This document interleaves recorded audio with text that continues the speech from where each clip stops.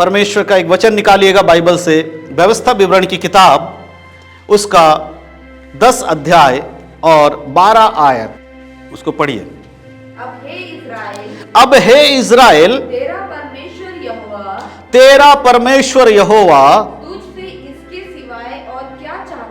तुझसे इसके सिवा और क्या चाहता है कि तू अपने परमेश्वर यहोवा का भय माने, तू अपने परमेश्वर यहोवा का भय माने और उसके सारे मार्गों पर चले, और उसके सारे मार्गों पर चले, उससे प्रेम रखे, उससे प्रेम रखे, और अपने पूरे मन और सारे प्राण से उसकी सेवा करे, और अपने पूरे मन और सारे प्राण से उसकी सेवा करे। परमेश्वर की इच्छा, यहां पर हम परमेश्वर की इच्छा उनके लोगों से क्या है उसके बारे में पढ़ते हैं। हमारी इच्छा परमेश्वर से क्या है हम सबको पता है। हम प्रभु से क्या चाहते हैं आपको पता, आपको क्या चाहिए आप जानते हैं, मुझे क्या चाहिए मैं जानता हूं, लेकिन परमेश्वर को हमसे क्या चाहिए यह कितने लोगों को पता है। बहुत सारे लोग प्रभु को क्या दे सकते हैं, कुछ नहीं दे सकते, लेकिन यहां इस वचन में परमेश्वर इज़राइल के लोगों को कहता है कि मैं तुमसे क्या चाहता हूं उसे तुम सुन लो।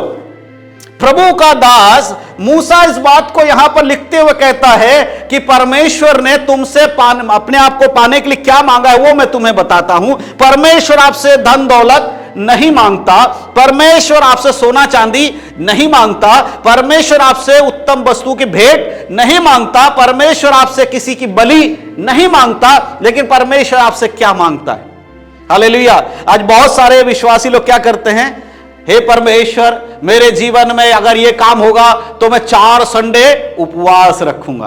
कई लोग बोलते हैं, क्यों बोलते हैं, बाइबल में कैसे लिखा है कि तुम्हें परमेश्वर से वाचा बांधकर प्रार्थना करना, ऐसा नहीं लिखा है। लेकिन यह सोच कहां से आता है कि 4 संडे हम उपवास रखेंगे हमारी ये मन्नत पूरी हो जाए। क्यों? क्योंकि हम पहले वो सब करते थे, इसीलिए चीजें बदली हैं, स्वभाव नहीं बदला है। प्रभु कहता तेरे 4 सोमवार या 4 रविवार को उपवास रखने से मेरा सिंहासन 2 इंच ऊपर नहीं होने वाला, तेरे 21 दिन का उपवास रखने से मेरे स्वर्ग में रोशनी बढ़ने वाली नहीं है। मैं तुझसे ऐसा कुछ भी नहीं मांग रहा हूं। हम उपवास प्रार्थना हमारी जरूरत के लिए करते हैं, है ना, हमारी जरूरत है, वो परमेश्वर की जरूरत नहीं है। अगर हम उपवास रख के यह दर्शाने की कोशिश कर रहे हैं कि हमारे उपवास रखने से परमेश्वर का कुछ भला हो रहा है, तो यह गलत है। हालेलुया। प्रभु ऐसा नहीं मांगता, लेकिन परमेश्वर की इच्छा क्या है, कहता है अब हे इज़राइल, यहां इज़राइल शब्द को हटाकर या हम अपने लिए इसको इस्तेमाल करते हैं आज के विश्वासी, कि हे मेरे आज के विश्वासियों, तेरा परमेश्वर यहोवा तुझसे इसके सिवा क्या चाहता है। देखिए परमेश्वर की मांग क्या है कि तू अपने परमेश्वर यहोवा का भय माने। सबसे पहला मांग क्या है, परमेश्वर का भय मानो। और परमेश्वर का भय मानना क्या होता है, प्रभु की बड़ी बड़ी मूछें हैं, है ना, वो दुनिया के सबसे बढ़िया जो मोच क्या बोलते इसको, बार्बर होते हैं ना, उसको नाई बोलते हैं, हिंदी में नाई और इंग्लिश में बार्बर। वो सबसे महंगे वाले के पास जाएगा, 2-4 सोने की असरपियां देकर बोलेगा मेरी मूछों को ताव देकर बना दो। क्यों? क्योंकि मेरे लोगों को डरना चाहिए, देखकर डर लगना चाहिए। परमेश्वर उस भय की बात नहीं करता है। एक बेटा अपने पिता से डरता है ना, तभी वो गलत काम नहीं करता। तो इसका मतलब क्या, उसका पिता बहुत खौफनाक दिखाई देता है। अगर मेरा बेटा बैठा अगर मुझसे डरता है तो इसका क्या मतलब है, मुझे देख के कांपने लगता है। इसको डर किस चीज का है कि मैं गलत करूंगा तो मुझे छड़ी पड़ेगी, या उसके डर की वजह से गलत काम नहीं करता है। इसीलिए परमेश्वर यहां पर कहता है कि क्या चाहते हो, सबसे पहला काम कि तुम मेरा भय मानो। और परमेश्वर का भय मानना क्या है, आज्ञा को पालन करना। हालेलुया। परमेश्वर का भय का मतलब ही है आज्ञा पालन। अगर कोई व्यक्ति आज्ञा का पालन नहीं करता, उसके अंदर परमेश्वर का भय नहीं है। हालेलुया। फिर भी आज दुनिया में देखो बहुत सारे मसीह लोग गलत काम कर रहे हैं। क्या परमेश्वर उनको छड़ी लगा रहा है? नहीं लगा रहा है। क्या परमेश्वर उनको बाहर निकाल रहा है? नहीं निकाल रहा है। कारण क्या है, एक दिन एक समय नियुक्त किया गया है जब आपके भले और बुरे कामों का हिसाब आपको देना पड़ेगा। हालेलुया। आज परमेश्वर आपको छड़ी नहीं लगा रहा है, लेकिन एक समय आएगा जब परमेश्वर न्याय सिंहासन पर उसका पुत्र बैठा होगा, वो न्याय करेगा, आपके एक एक कामों का हिसाब आपको देना पड़ेगा। इसीलिए प्रभु आज कह रहा है कि मैं तो यही चाहता हूं कि तुम मेरा भय मानो, ताकि सिंहासन के सामने तुम्हारी बेइज्जती ना होने पाए। हालेलुया। वहां सिर्फ बेइज्जती नहीं होगा, वहां बेइज्जत भी किया जाएगा, नरक में भी डाला जाएगा। इससे अच्छा है मौका आज है प्रभु के उस न्याय सिंहासन से बचने का, उसके सामने निर्दोष साबित होने का मौका आज है। आज आपको यहोवा का भय मानना होगा। हालेलुया। सबसे पहला जो मांग परमेश्वर की है विश्वासियों से कि वो उसका भय माने। दूसरा क्या है, उसके आगे का क्या लिखा, पढ़िए। और उसके सारे मार्गों पर चले। उसके सारे मार्गों पर चलो। क्या है परमेश्वर का मार्ग, क्या है परमेश्वर का मार्ग? सारे मार्गों पर चलना है। जो जो आज्ञाएं यीशु मसीह ने दी हैं उसको मानना है। अगर आप 10 आज्ञाओं को देखो, लिखा है तू चोरी नहीं करना, तू व्यभिचार नहीं करना, तू घात नहीं करना, तू चुगली नहीं करना, तू झूठ नहीं बोलना। इस तरह के जो कुछ बाइबल में आज्ञा दी गई है उसको मानना है। हालेलुया। इसीलिए क्या सारे मार्गों पर चलना है। और सारे मार्गों के बारे में कहां मिलेगा? यीशु मसीह ने बताया, तू अपने जैसा प्रेम अपने पड़ोसी से कर, तू अपने संपूर्ण मन से यहोवा की महिमा कर, उससे प्रेम कर। तू अपनी जैसा तू अपने लिए सोचता है वैसे ही तू दूसरों के लिए सोच। यही परमेश्वर का मार्ग, भलाई का मार्ग है। नीति अगर गलातियों में हम आते वहां सारी बातें लिखी है ना कि आत्मा का फल क्या है, धीरज, शांति, प्रेम, भलाई, आनंद, है ना, ये सब कुछ आत्मा के फल हैं। जब आप इन फलों के अनुसार जीवन जीते हैं, आप उसके मार्गों पर चल रहे। पहला परमेश्वर की मांग कि तू क्या कर, मेरा भय मान। दूसरा परमेश्वर की मांग कि जो मैं आज्ञा तुझे देता हूं उसको मानो। हालेलुया। तीसरी मांग क्या है परमेश्वर की? उससे प्रेम रखे। उससे प्रेम रखे। किससे? परमेश्वर से। ये यूहन्ना 14 अध्याय और उसका आप 15 अध्याय पढ़िए, 15 आयत पढ़िए, 14 का 15। यूहन्ना 14 का 15। यदि तुम मुझसे प्रेम रखते हो। यहां पर यीशु मसीह अपने चेलों से कह रहे हैं, लोगों से कह रहे हैं, यदि तुम मुझसे प्रेम रखते हो तो मेरी आज्ञाओं को मानो। तो मेरी आज्ञाओं को मानोगे। हालेलुया। और यहां व्यवस्थित विवरण परमेश्वर क्या कहता है? उससे प्रेम रखो। तो परमेश्वर से प्रेम रखना कैसे साबित होगा? और उससे पहले परमेश्वर ने क्या कहा कि दूसरा आज्ञा क्या दिया, क्या मांग की परमेश्वर ने? मेरी मार्गों पर चलो। और वही मार्गों पर चलना ही क्या है? परमेश्वर से प्रेम रखना। यीशु मसीह कहते हैं यदि तुम मुझसे प्रेम करते हो तो क्या करोगे? तुम मेरी आज्ञाओं को मानोगे। तो यीशु मसीह की आज्ञाओं को मानने वाला व्यक्ति किसके मार्गों पर चलता है? परमेश्वर के मार्गों पर चलता है और उससे प्रेम करता है।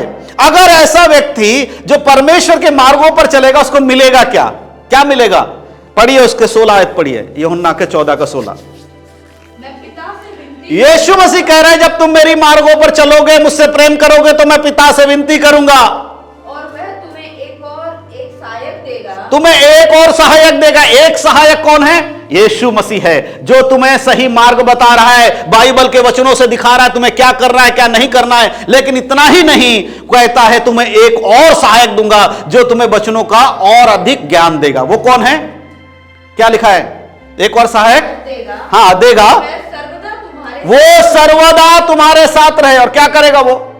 17 में क्या लिखा है? अर्थात सत्य का आत्मा। सत्य का आत्मा, जिसे हम पवित्र आत्मा कहते हैं। हाँ, सत्य की आत्मा जिसे संसार ग्रहण नहीं करता। संसार के लोगों के लिए उसके कोई मायने नहीं है। आगे, क्योंकि वह उसे नहीं देख सकता। उसको नहीं देख सकता और ना उसे जानता है। ना उसे जानता है। तुम उसे जानते हो। तुम लोग उसे जानते हो क्योंकि वह तुम्हारे साथ रहता है। वो तुम्हारे साथ रहता है और वह तुम में होगा। और वो किस में होगा?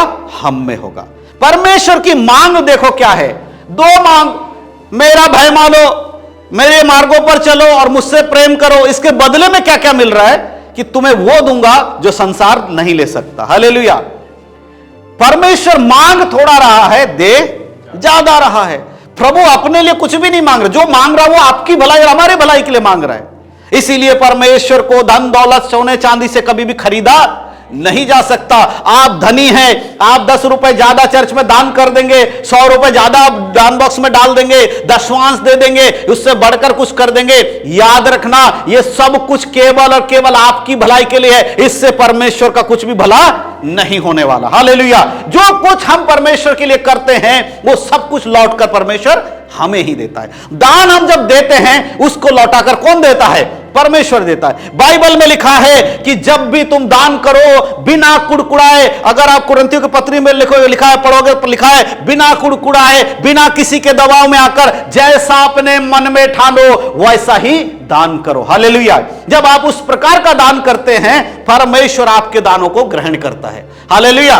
और आगे व्यवस्था विवरण के आगे दूसरा उसके आगे का पढ़िए जहां पे उससे प्रेम करो और अपने पूरे मन और अपने सारे प्राण से उसकी सेवा करो। और अपने पूरे मन और अपने सारे प्राण से उसकी सेवा करो। हालेलुया। पूरे मन से करना है। मैंने जैसे शुरू में बताया, अगर आपका कोई प्रियजन आपको बुलाता है तो आप उसके पास दौड़े दौड़े जाते हो। क्यों? क्योंकि आपका पूरा मन उसके साथ लगा हुआ है। लेकिन प्रभु के लिए, प्रभु के कामों के लिए आप समय ढूंढते हो। अच्छा, संडे को तो गया था, मंडे को प्रार्थना में जाने का समय नहीं है। अच्छा, रात हो गई है, अभी मैं जाकर प्रार्थना नहीं अटेंड कर सकता। ओ, उसके घर में प्रार्थना कैसे जाए, अभी तो मेरे पास जाने का कोई तरीका नहीं, ठंड पड़ रही है। ऐसे बहाने मारना, इसका मतलब आप पूरे मन से परमेश्वर की अनुसरण नहीं कर रहे हो। हालेलुया। हमें क्या करना है? हमारा जब दाऊद इस बात को बोलता है यहोवा मेरा चरवाहा है, मुझे कुछ घटी नहीं होगी, तो फिर हम ये क्यों सोचने लगते हैं कि अगर मैं प्रार्थना में चला जाऊंगा तो मेरा बिजनेस लॉस हो जाएगा, मेरी नौकरी चली जाएगी। इस नौकरी को देने वाला कौन है? परमेश्वर है। उस बिजनेस को चलाने वाला कौन है? परमेश्वर है। इसका मतलब आप परमेश्वर के वचनों से ज्यादा महत्व संसार की वस्तुओं को देते हो। फिर आप परमेश्वर की मांग कैसे पूरी कर रहे हो?